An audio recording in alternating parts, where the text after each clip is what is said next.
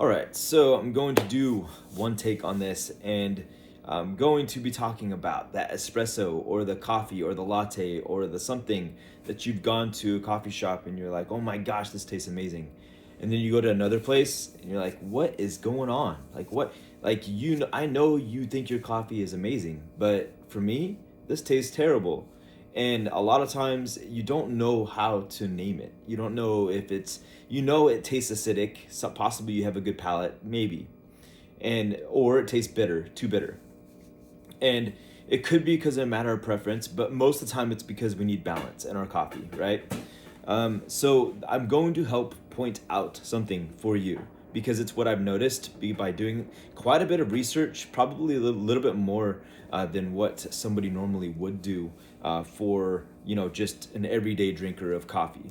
Maybe you only go to Starbucks. Sometimes you go to like some sort of specialty shop, your favorite place, whatever it is. I'm gonna try to make some recommendations for you so you can get the best tasting iced latte, Americano, something that you would like. Okay, maybe you just like espresso by itself, and if that's you and you're looking for something hopefully really really enjoyable that you can go to and you know what to ask, that's the big thing. You're gonna enjoy it if you know what to ask for and know you're not being too picky. You're just letting them know what you want, and because as long as you understand that you like a certain type of feeling of the coffee in your mouth, you want it to hang out and whatever. So then you're going to be able to figure out what you want. And it's going to be super simple, not going to be a whole bunch of explanation. It's not a problem. So I'm going to start with this, okay? So I recently found out that the crown jewel of coffee is a Guatemalan coffee, okay? Now, it's very very interesting because if I roast my own coffee and I roast it at my house with a popcorn popper, and some people say that popcorn poppers are somewhat inconsistent, and we're not going to stay on this, but I need to say this because it's important. If you're going to roast with your popcorn popper, you could potentially ruin your favorite coffee, okay, and fairly easily too, because it's a matter of window of like 15 to 20 to 30 seconds to where you're going to ruin your roast, okay? So I did that recently. I have a favorite coffee. It's from Guatemala, no surprise, because it's very, very good. And I think it's well known. Brazil is very good. Ethiopia is good. Guatemala is really good. You might have your preference beyond that, okay? Sumatra might be something you like from Indonesia, something like that. And we'll talk about that in a few minutes too. But so Guatemala, I like it because I can make a dry process and a wet process coffee together. The wet process, dry process isn't really necessarily important for you to know if you're just going to get a latte at Starbucks. It's not really. What you do need to know is not that, but I'm going to explain that really quick because those are the two that I mixed together and I ruined. And normally when I first got it, I thought this is going to be perfect because I'm adding the berry flavor of the dry processed and the body and the cocoa potential that it has, along with the wet processed cocoa body potential it has. Now here's the thing: is when you mix these together and you pre-blend them, which means you put the beans together pre-blended, you roast them, they roast and they look different as they're going through the roast. So you think that the dry process is going to stay lighter, the wet process is going to get darker, you're correct. But it's how much different are they supposed to be? And here's the thing: is when I made that myself, the first two times, I made it perfect the first time, dark, really dark the second time, which is almost a little bit too dark for me, but great for milk drinks, and we'll get to that in a minute too. And it was fine, it worked. I mixed a little bit of something else with it that was a lighter roast to add a little bit of more depth to the drink, took away from the deep chocolate dark flavors that I really kind of didn't want as much, and they were kind of just overpowering as far as like how it was in like the charcoal kind of maybe flavor the feeling, the taste, the feeling in your mouth was fine. So all that aside, this third time that I mixed these two together, the two Guatemalan beans together, I ended up under roasting a little bit, just by like, again, 30 seconds or so. And because I did that, I went to go mix it with my milk drink, and the coffee is amazing, first of all, because it still stands as a really good drink, right? But what happened is I didn't take it far enough into the roast for this to stand out as one of my best. So instead of being like top 2 or 3 coffees that I've ever had, it brought it down to like maybe bottom like 7 out of 10. So it's pretty far down there, but still yet enjoyable, which is a testament to how good these beans are. Okay, but it's unenjoyable in a sense that it's a little bit too acidic. And that's the thing that stands out to me when you're going to get a latte over at Starbucks. You're not worried about acidity. You're thinking, you know what? I'm getting an iced latte. I know that this latte is going to be amazing because I'm not going to be surprised by this punch in my face with like this acidic flavor.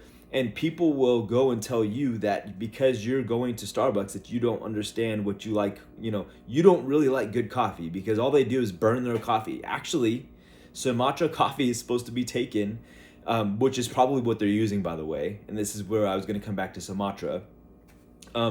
If they're not using a Sumatra, they're using a coffee that holds up really well to being dark roasted. Okay, so dark all the way up into French. And that is going to give you the best tasting, like iced coffee, you know, with milk, with ice and all that. Because of this, you have so much body in that cup. So first of all, if you got whole milk, the whole milk has some body to it, right? It's going to coat your mouth a little bit. And it's the body of something. It refers to how it feels in your mouth, okay? The feeling of it. The evidence of something being there, something that you do actually have in your mouth. Unlike a tea is just like kind of like, you know, oh, that's kind of nice. That's so faint and kind of nice and dainty, and which is great. It's fine, especially if you pair that with like a milk, because then now you have a little bit more body, but yet that nice flavor of the tea. So that's a whole nother thing. But we are still talking about body. And so the dark coffees that Starbucks has a lot of body to it. And that adds to, so that pairs very nicely. So the cocoa, sugary, caramely, even dark, possibly like roasted notes that you get in that coffee cuts through the milk so well, and also makes your mouth feel like it's full of like something, has something there. Almost like you can chew it. And it just makes it so much better. And especially then if you mix it with a blended drink, an iced drink. So that makes sense why somebody that is used to going to Starbucks or going somewhere where they know they're going to get a good coffee, they go to another place that is making a latte with an espresso that was not roasted quite as much as it probably should be for somebody that has your preference. But for them, they know people are coming there that really like the punchy acidic punch, and it's most likely because of the roast level. So the coffee they have has a lot of potential to be roasted to a certain level to where it's going to give the nice body, you know. And what's crazy is I just came to this realization that that's the whole reason. The whole reason behind this is because of the roast level. Some coffees will support that roast level. Some don't. Some aren't meant to be going to that roast level, like for the pour overs and stuff like that. So now, should you go to those? If you do go to those specialty coffee shops, and you can smell the acidity in the air, you know the coffee smells really good, but it has like a punch, a certain like when you walk in, you can tell this is gonna be an acidic coffee. Maybe ask the person that's serving you coffee, is there any chance you can give me a dark roast? coffee in, or an espresso in my latte. If you ask for the darker roast, if they have it, that's what you should go for. If not, then enjoy what they are actually really good at. Maybe just get a pour over. Ask them, hey, can you recommend a good pour over then, that I can mix with a little bit of milk? And maybe you can steam that milk for me or something if you like yours with a little bit of milk. So that is a possibility as well. Doesn't matter how much you add to it as far as like honey, how much coffee or creamer. It doesn't matter like how thick you make the creamer. It's gonna help a little bit, but you're still gonna not like the coffee as much as you could be potentially. And then also you've spent $8 or $9 on this latte, and it feels bad because these guys are a prestigious company. They know what they're doing, but they gave you something that's not really like something that's enjoyable. And that could potentially be why. It's because the acid level is too high. Why? Because the roast level is too short. They didn't roast it long enough. For whatever roaster they got it from, or the roaster that they did, it's not roasted long enough to support your enjoyment of a latte, because acid will cut right through milk and punch you in the face and make you feel like you want to spit it out. It's nasty. Like imagine having lemon with milk. It's not good. Cocoa with body, so darker roast, all that, the caramel sugars, and even with a fruit undertone is fine in a darker roast that you're going to enjoy with your latte. Iced latte, an even darker roast might be even better because of the melted ice in there. So hopefully this helps you understand, okay? If you go to the coffee shop, a special one, if it's not Starbucks, people at Starbucks actually do like Starbucks for a reason, not because Starbucks is just burning their coffee. Starbucks knows what coffee to buy to make it perfect for their lattes, for the people that are buying coffee there, okay? That makes sense. Like it makes total sense to me now.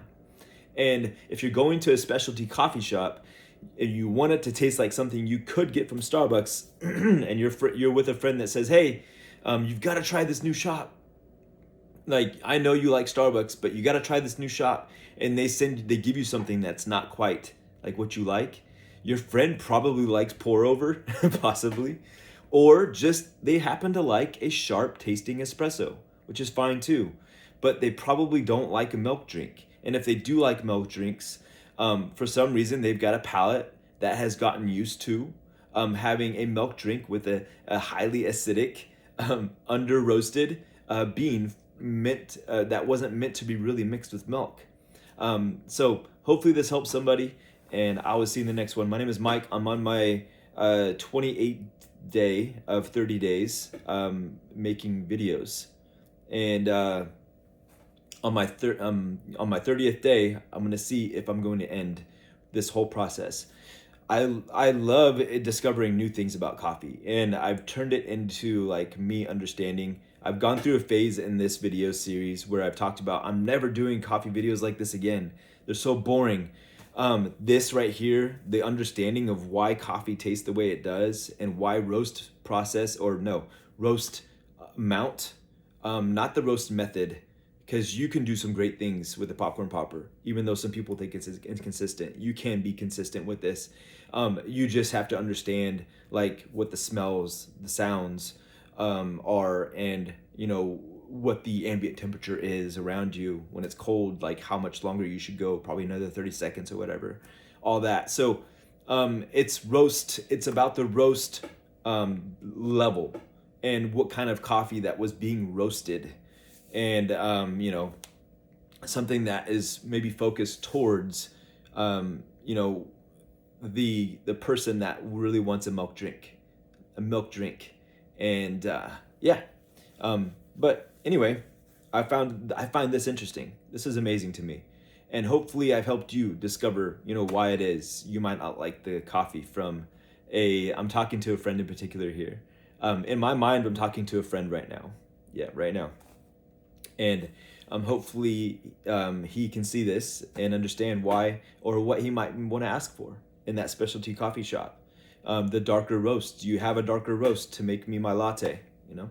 So, all right, hopefully this helps, and I'll see you guys in the next one. Take care. Subscribe for more.